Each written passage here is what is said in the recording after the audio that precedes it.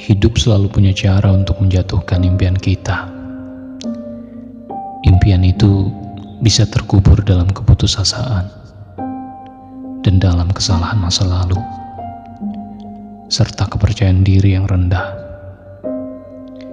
Ada saatnya kamu merasa hidup sedang tidak bersahabat, ketika semua yang sudah kamu bangun selama ini hancur dalam seketika.